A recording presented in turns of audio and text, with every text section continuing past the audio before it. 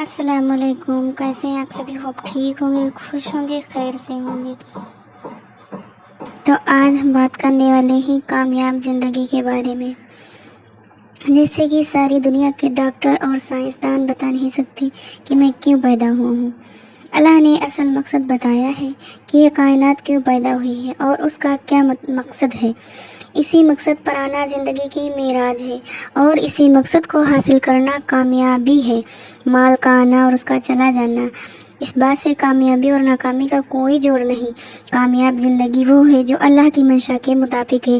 جو شخص اللہ اور اس کے رسول صلی اللہ علیہ وسلم کی زندگی سے غافل ہو کر نفس شیطان کی پوجا میں لگا ہوا ہے، تو یہ در حقیقت ایک ناکام زندگی کا تصور ہے۔ ہمیں زندگی کا جو تصور دیا گیا ہے وہ اللہ کی طرف سے ہے۔ آج کی دنیا میں تصور زندگی یہ ہے کہ مال و دولت ہے، بڑی گاڑیاں ہیں، بڑی بڑی بلڈنگ ہیں، تو بڑی بہترین زندگی ہے۔ عام آدمی کے بارے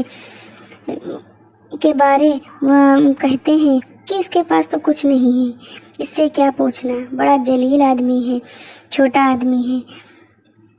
زندگی کا یہ رخ ہمیں اللہ کی طرف سے نہیں ملا۔ اللہ نے جو رخ دیا ہے وہ یہ ہے کہ جو میری مان کے چل رہا ہے اور میرے نبی کی مان کے چل رہا ہے وہ دنیا کا سب سے کامیاب انسان ہے۔ جو مجھ سے ہٹ کر چل رہا ہے اور میرے نبی کے طریقوں سے دور چل رہا ہے وہ دنیا کا ناکام ترین انسان ہے۔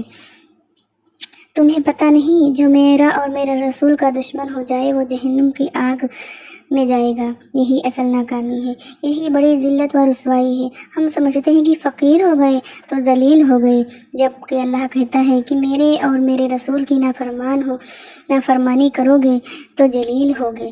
حضور صلی اللہ علیہ وسلم مسجد میں بیٹھ کر نماز پڑھ رہے ہیں۔ ایک نبی میں 40 آدمیوں کی طاقت ہوتی ہے، اور حضور اکرم صلی اللہ علیہ وسلم میں کتنی طاقت ہوگی؟ آپ بیٹھ کے نماز پڑھ رہے ہیں۔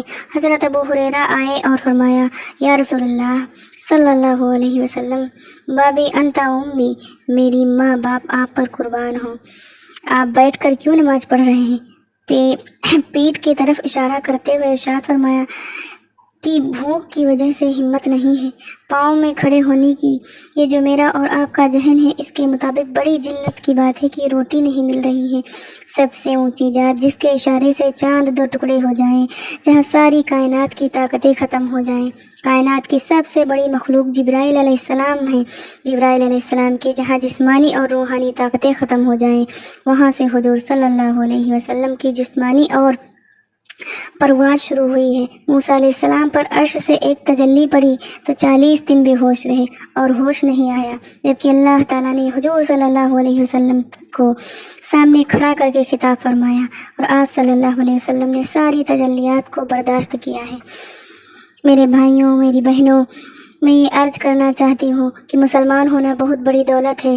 ڈالر سے، پاؤنڈ سے، گاڑیوں سے، بنگلوں سے سب سے اعلیٰ چیز ہے کہ اللہ نے ہمیں ایمان کی دولت دی ہے۔